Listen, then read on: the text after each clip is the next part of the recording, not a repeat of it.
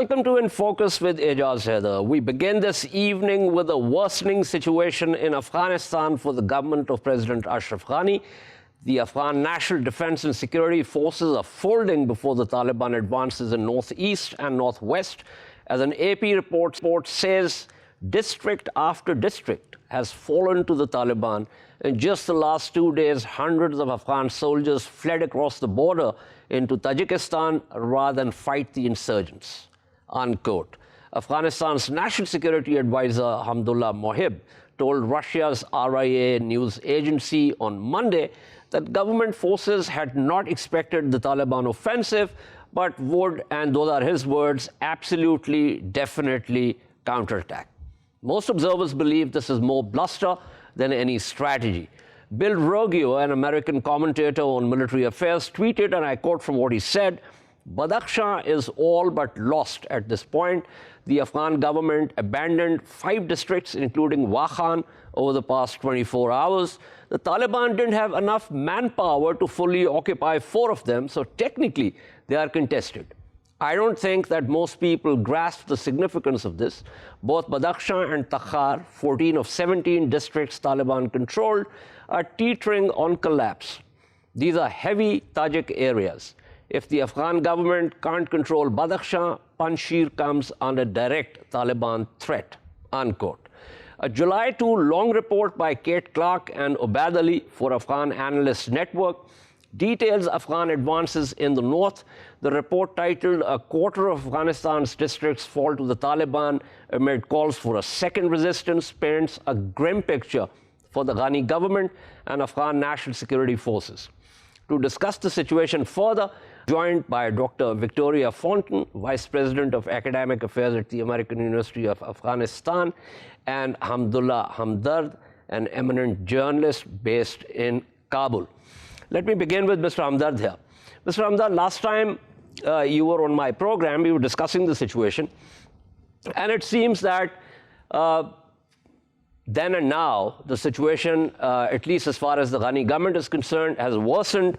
Let me also quote what Laurel Miller tweeted, and she said, and this is on BBC World Today, Sohail Shaheen, who is one of the Taliban spokesperson, called into question whether Taliban will accept US keeping small number of troops to protect embassy in Kabul. Previously, Taliban had signaled otherwise. If this is now their position, sustainability of embassy is in doubt. She went on to say about Sohail Shaheen that he also cast doubt on acceptance of foreign troops protecting Kabul's airport. There might be different public and private messages on these issues, but it will be difficult for foreign embassies to rely on private assurances. So how do you look at the situation, Mr. Hamdard, now? Well, Mr. Ijaz, in our last interview, we talked about the progress the Taliban had made, and there were tactical withdrawals from the government, like you mentioned in the beginning of this program today, that in Badakhshan, 4 or 5 districts were left by the government, and even Taliban didn't have enough manpower to take over those districts. So this is tactical withdrawal from the government. And the government is currently planning a very strong counterattack, ground operations that will be supported by heavy airstrikes. And probably the war or the fight here in Afghanistan is worsening after this. So far, since my last interview with you, Taliban have accepted heavy casualties in Farah province. They were airstriked, with the government airstrikes, many of their commanders and their people were killed there. Same was in Helmand province. Yeah, that was true that you mentioned that some of the Afghan forces went to Tajikistan border. They didn't have any other choice but to escape that area. That happened. That is also a true case. But the government is planning a counterattack, and I personally believe that will cause very heavy casualties to Taliban, and that is very dangerous. I hope they will reach an agreement before that, and they will go for the peace talks. Okay, now reports emerging and quoting. Of course, I'm not on the ground, so obviously I have to rely on what people are reporting from the ground. But these are different reports, Western media, some of the reports are from the Afghan media. Soldiers have been complaining of lack of reinforcements. They've been complaining of ammunition and rations running out. So it seems that if these complaints are correct, then the Afghan National Security Forces commanders have miserably failed to formulate a strategy, a proper strategy that allows the soldiers on the ground to be able to take the Taliban onslaughts. No doubt, the security forces have complained, and I guess the leadership of our country, to some extent, has failed in providing the ammunitions and the weapons to our security forces, those who are fighting in different districts. And that problem is almost tackled now, but those complaints were received and they were even posted in social media, in Twitter, in Facebook, and even in TVs. And that's why there were huge changes in the leadership of the Ministry of Defense and also in the leadership of those provinces, especially in the security sector of those provinces where Taliban had made great progress.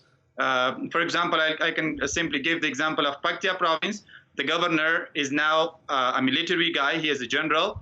The head of NDS, National Directorate of Security, was changed. And the Afghan army head in Paktia province, that was changed.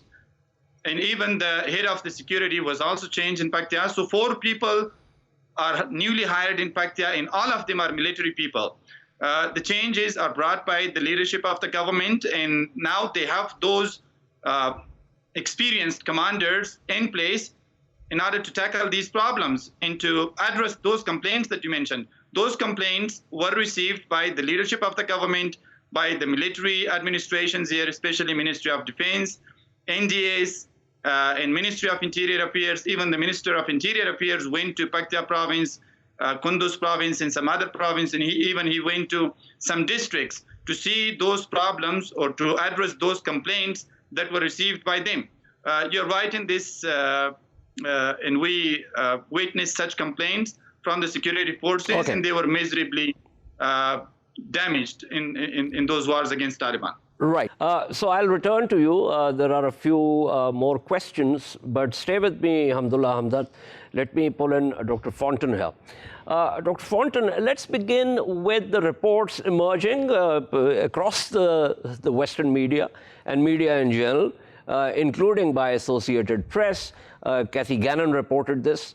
And this was the manner in which the U.S. military withdrew from the Bagram Air Base, which, as you know, was the nerve center of U.S. counterterrorism and military operations for the 20 years or so that the U.S. military and NATO militaries were based there.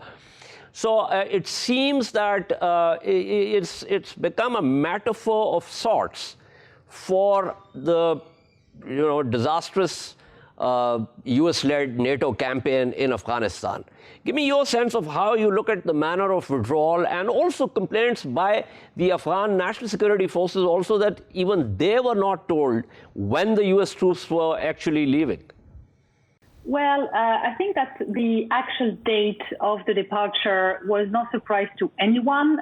The US administration had made it very clear that it would prepone its departure to the beginning of July. So the Bagram Air Base departure was in no way any news for anyone. And for Abdullah Mohib to say that,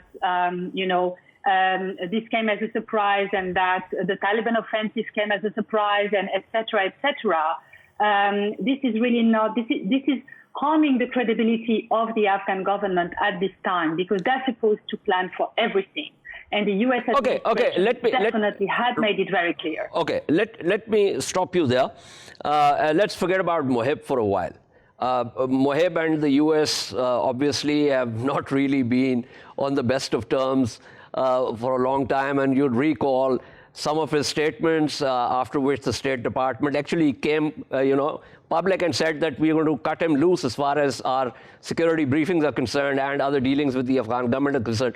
But let me quote from the AP report by Kathy Gannon, and it opens by saying the U.S. left Afghanistan's Bagram airfield after nearly 20 years by shutting off the electricity and slipping away in the night.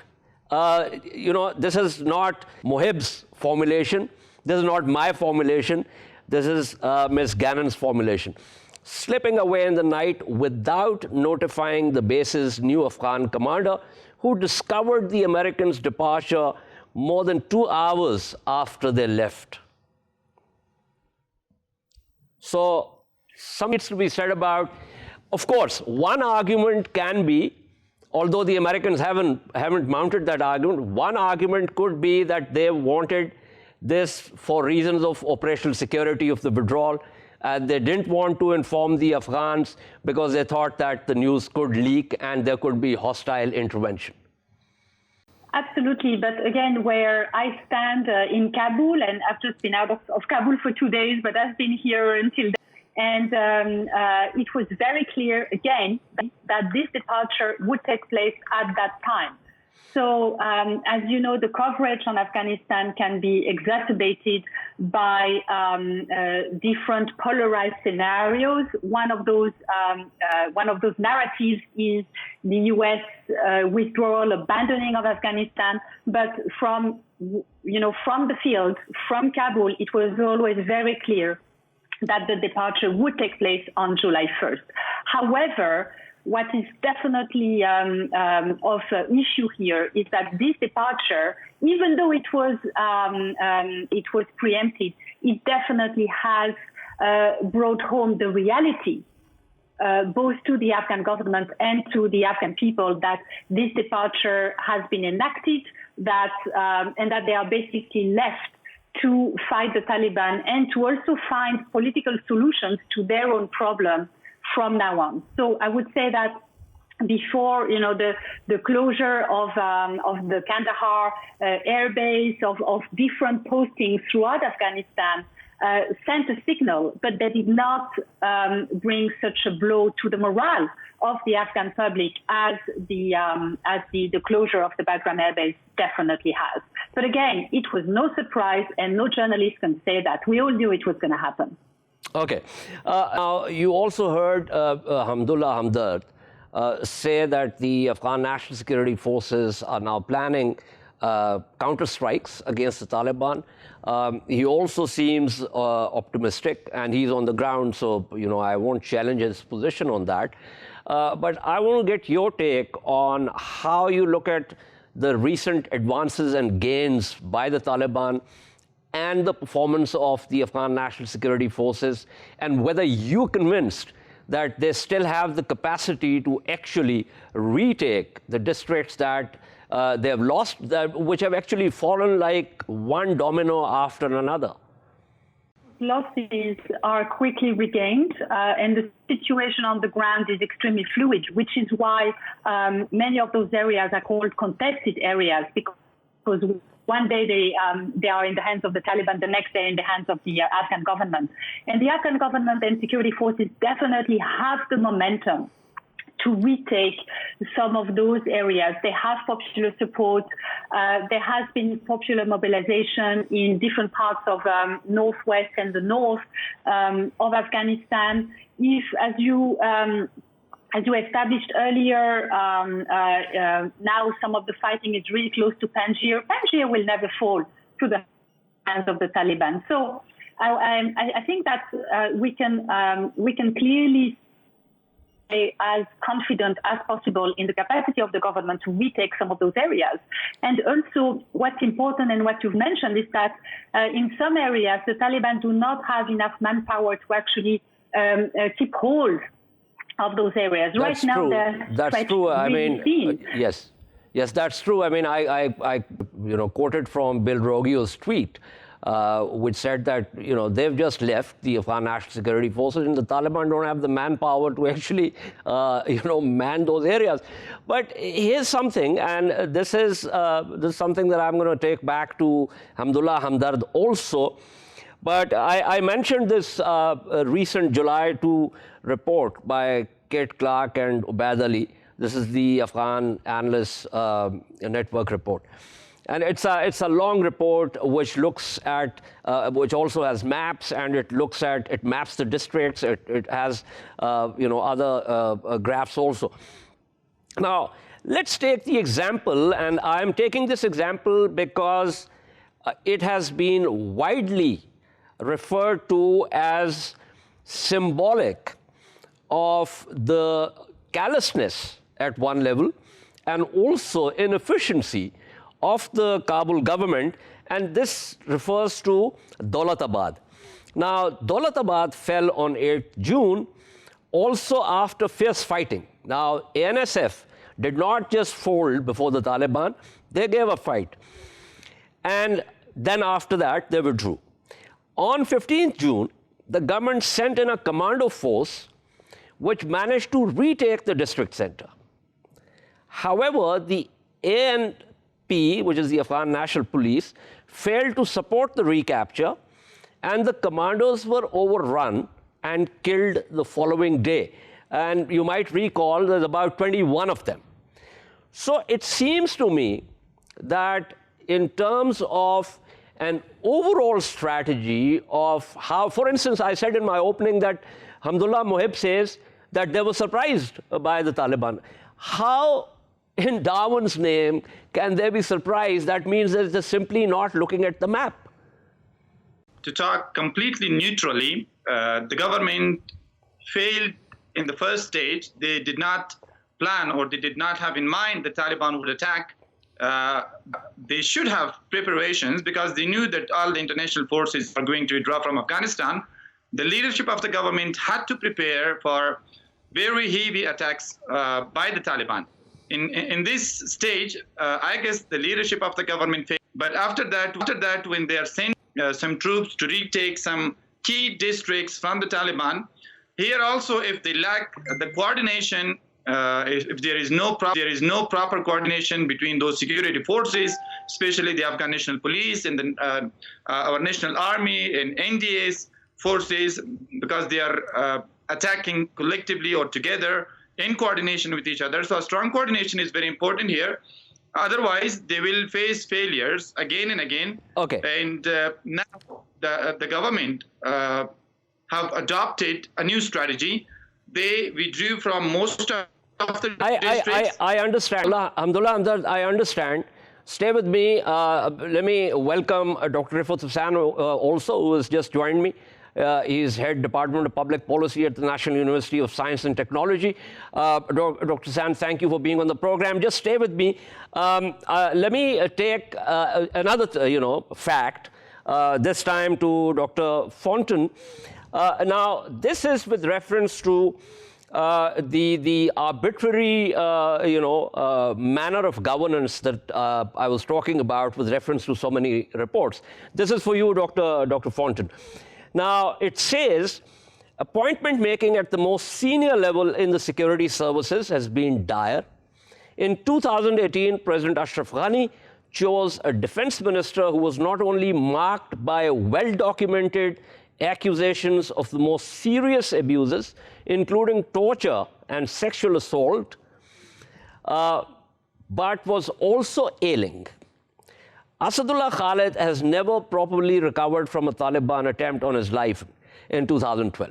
Ghani then kept him on, using acting defense ministers and deputies to fill the role. In March, he appointed an interior minister, Hayatullah Hayat, with no experience in policing or security, only to replace him on 19th June with another man with no policing or security experience. And this is, of course, Abdul Sattar Mirza Qwal. And so on. I mean, I can quote it, and this is not what I'm saying. This is an AAN, report and analysis of how the Ghani government has been operating. Dr. Fontaine. Well, I don't really know what to say to that, but to state that governance has definitely been an issue with the. But this is not just an issue of governance, Dr. Fontaine. This is not just an issue of governance. This is an existential issue for the Ghani government. You know, you can have governance issues. We have governance issues in Pakistan. There are governance issues in a number of countries across the world. But these countries are not fighting for their internal soul or their existence. I understand. And in times of crisis, in times of war, one needs, or a country needs a crisis leadership and needs a Churchill. And what can I say? Exactly. Okay, I completely agree with you. I completely agree with you when you say, what can you say? Because it's very difficult to say anything. So let me go back to Hamdullah Hamdard on this. Hamdullah Hamdard. Yes. What can we say? I mean, you are the only Afghan on the panel. I want to know what you want to say about what I just read out. Well, in those leadership positions, if I were instead of President Ashraf Ghani, I guess whatever you objected, I would accept that objection, and I would have not hired those people with no experience in policing or no experience with Ministry of Interior Affairs, and even some people with no experience in Ministry of Defense. Of course, to military administration, I would have hired very experienced people, those who can have great management experience of the military forces, and those who can control the military forces, those who can give, those who can be very good leaders to the military forces, those who can win the fights against Taliban or against anyone else who is fighting against the government.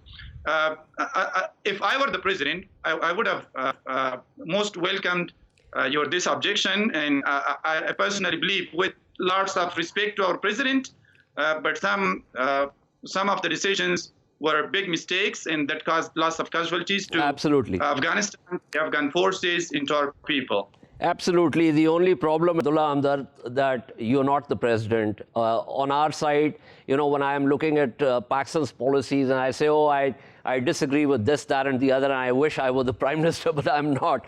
But thank you so much, as always, Hamdullah Hamdard, for your insights, and please stay safe wherever you are. Let me go to Dr. Hussain here. Dr. Hussain, you've been listening in on some of this conversation. So give me your sense of how you look at considering that this is now an existential issue for the Ghani government. Given that, what is your view of the performance of the Ghani government? There are two things which are critical. One is the American decision to abruptly unilaterally withdraw from Afghanistan. That gave Ghani government very little time. I hold no brief for the Ghani government, but I'm just trying to put it in perspective. That gave them very little time or no time to anticipate what was to come. Now, of course, they were in the know of things, and they had a pretty good sense that Americans are at one point or another later on they are going to withdraw. So they should have prepared themselves for that eventuality. But the Ghani government was caught by surprise, even though they tried to put a brave face on it by the American decision to withdraw the forces from Afghanistan. Dr. Hussain, let's get to the second in a while. So what you have said, and this is without prejudice to the point that you're making, some observers would argue, in fact, they have argued, that the Taliban groundswell goes back actually to the time when, coincides with Hamid Karzai's tenure. So it's not something new. Secondly, that when Joe Biden came, initially the current Kabul government was under the impression that because they were opposed to how Trump went about it, they thought that Biden will make a different policy, and they were actually relying on that, and they were proven wrong. Yes, and partly because of the domestic reasons, because of the pressure, and because of their effort to cut their losses, and also because of the U.S. pivot to Asia Pacific region. Afghanistan became a second priority, and that's why the Americans chose to cut their losses and literally, leave Afghans to handle the war on their hands, which in a way was also catalyzed by their decision to leave Afghanistan early. So it was a vicious cycle in which the Ghani government was caught. Now, the second point that you were raising was, I'm not concerned about, who is the defense minister. Of course, that's a key position, and they are responsible for the security of the country, and so are the police chiefs. But what I found most astounding is the lack of operational readiness at as an institution, because as you mentioned in case of your define the battle for Darutabad, it's quite evident that if there would have been greater coordination, that's the point that Abdullah Ahmad made, the Afghan forces may not have to surrender those areas. And, when you have 1,000 people from your army, from your security forces, moving over to Tajikistan. So what does that tell you? That, that the people do not feel safe. And I'm told, and in today's New York Times, there is a huge story about the American concerns, whether they should leave the embassy, they should close down the embassy or not. So there's a big debate going on in the United States that, after having lost the war, after having conceded the war on ground to the Taliban, what options Americans are left with. So this is a conundrum that is faced by also the Ghani government. I'm not justifying their incompetence or their bad decisions to put totally incompetent people in the leadership position, but these are some of the realities on the ground. Right. As a matter, before you joined, I talked about the fact that Sohail Shaheen spoke with BBC World, and he did not give any assurances with reference to U.S. troops guarding the U.S. embassy. Let me go back to Dr. Fontaine. Dr. Fontaine, now, having said all this, what is your, since you've been there, you've seen the situation from fairly close quarters, what is your sense of how this is likely to unfold? It's very difficult to say. I think that for the moment, the war is being fought more in people's minds than on the ground, because, as I said earlier, the Taliban are stretching themselves really thin, and it's going to be very difficult for them to confront both the government and the popular support of the government with regards to their military advances. And so right now, the Taliban tactic is really to try and occupy the public sphere and say, we are winning, stop fighting, don't even bother fighting, and allow us to continue taking ground. So I think that what is likely to happen if the public sphere is not occupied by a counter-narrative that says, from civil society, from peace activists, and from many other interlocutors that say, we don't want to give up our gains from the past 20 years. We don't want to give up the Afghanistan that we have built together. If this does not permeate into the public sphere, then of course the Taliban have one hands down, and they can even take Kabul without firing a single shot. So right now, what is likely to happen, what needs to happen, is for the media to stop focusing on the U.S. withdrawal on one end and on the Taliban gains on the other end, and start really focusing on this vibrant civil society that is not ready to let their way of life go, which is not the American way of life. It is an Afghan, modern, and liberal way of life that is there at the moment in many urban centers. And if that happens, then of course there can be a negotiated political settlement and a real peace negotiation. So it's likely to happen, but again, it's up to the media, it's up to the people, it's up to civil society to stand up and say, wait a minute, we can occupy that space and we do not hand the Taliban a victory without them firing a single shot. It's as simple as that. Well, I absolutely so wish that what you're saying comes true, because I think that would be a win-win situation all around. But let's see how things are going to unfold in the coming weeks and months. Thank you so much. That was Dr. Victoria Fontaine speaking with us. Before I wrap up, let me go back to Dr. Hussain. Dr. Hussain, quickly, two very important things. One is, we discussed it, but I want to get your take on this, the security briefing to the opposition parliamentarians. One of the salient points with reference to the Afghan Taliban being ideologically the same as the terrorist TTP and also the same objective. So that sort of creates a warning and a situation for Pakistan. And I would want you to briefly comment on that, and also a brief comment with reference to Taliban have shown themselves to be astute when it comes to negotiating, but will they also have the foresight to realize that once they get into the hot seat, they will be faced with two issues: international recognition and governance? Well, Ijaz, coming to the briefing, from what I gather from the news reports and people talking about it, of course I wasn't present in that meeting, is that the 80 to 90% of the time of the briefers was taken up by the Afghan issue and different dimensions, and and there was quite a bit of a concern about the deepening links between the Afghan Taliban and the TTP.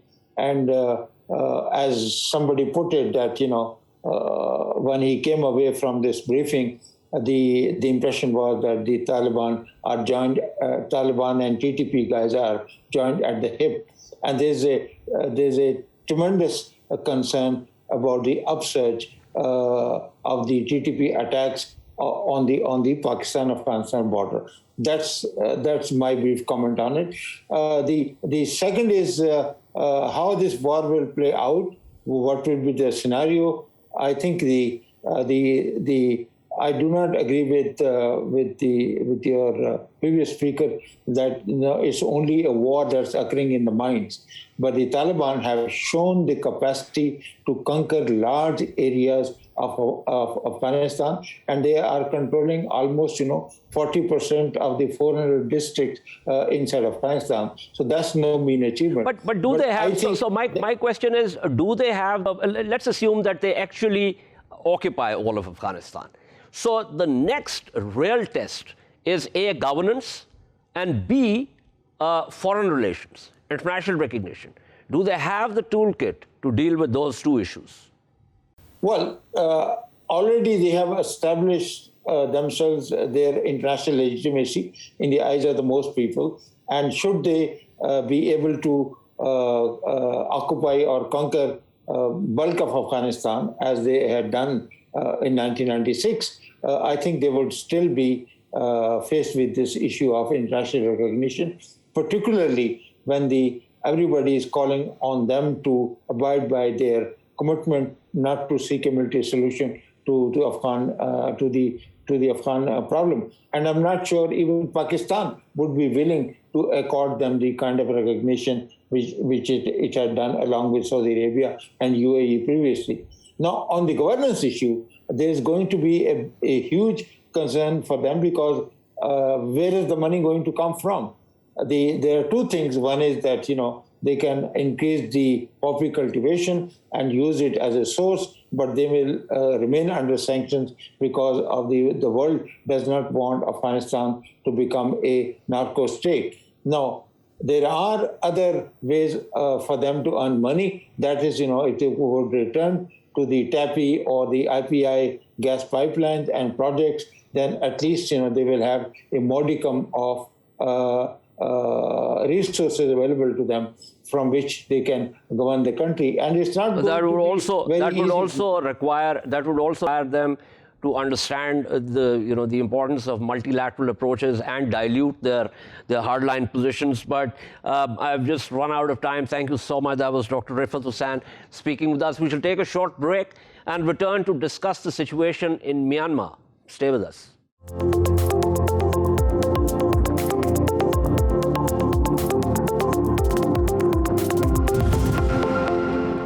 Welcome back to In Focus. Myanmar stays in the news for all the wrong reasons. Aung San Suu Kyi is being tried. The military junta continues to employ brute force against protesters, while some groups have chosen to resist the junta and its coercive measures with armed resistance. Last Friday, Myanmar's armed forces killed at least 25 people in a confrontation with opponents of the military at a town in the center of Myanmar.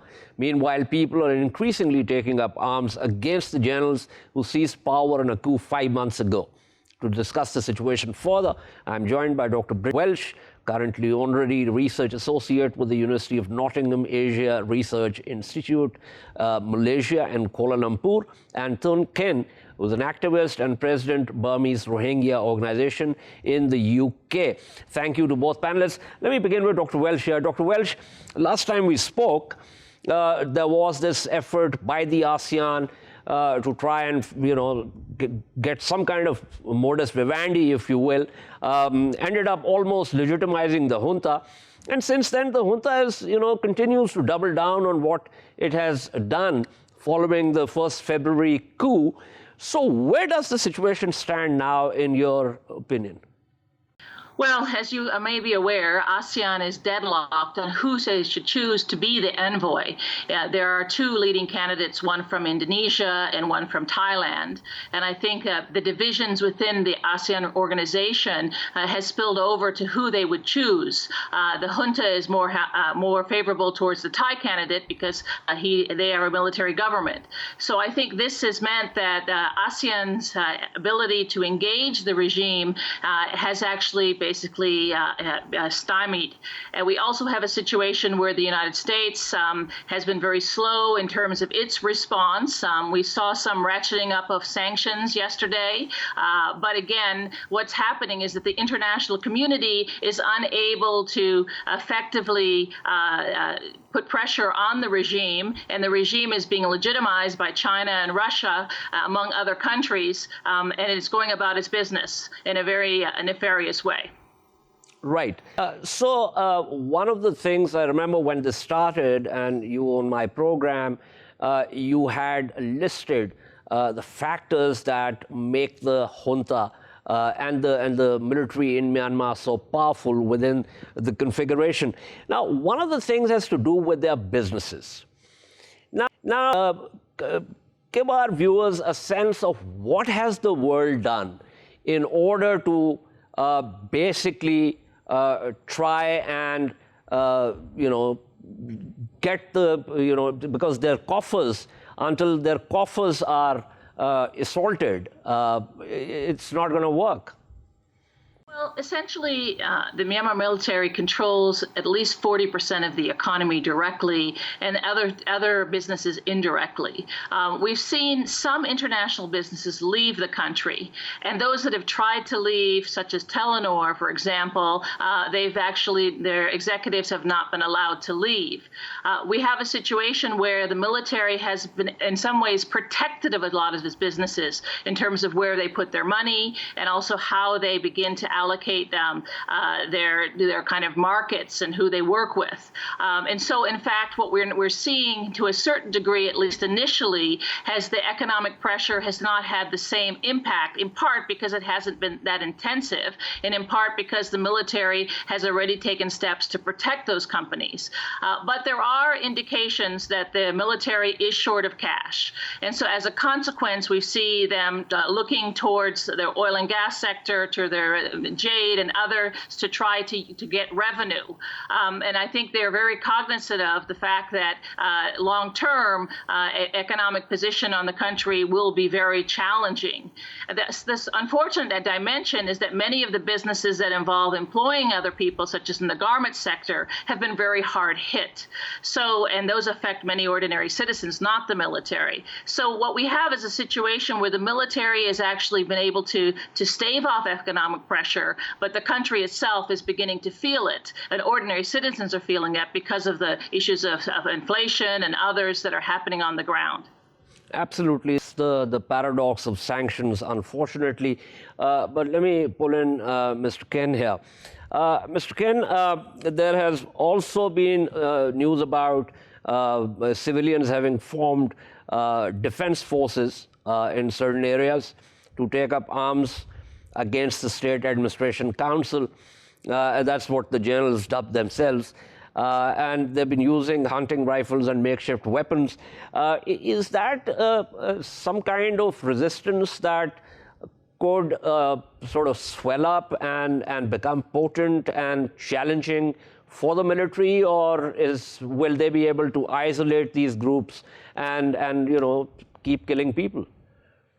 I think we need to look at why this PDF is there. The problem is the main important point here is Burmese military, the terrorists, I call them terrorists, military, me online, and those criminals, they are killing the people every day. People become defenseless, So now that when people become defenseless, they have to fight. That's how they are defending the public who are without with some allegation, they just arresting and killing people, military been arresting people, and tonight they're arresting, and the next day they are returning the dead bodies. We have seen many people like that. So this has been going on in Burma many years. So I can see this is a challenge for the military, as we can see many groups are fighting now.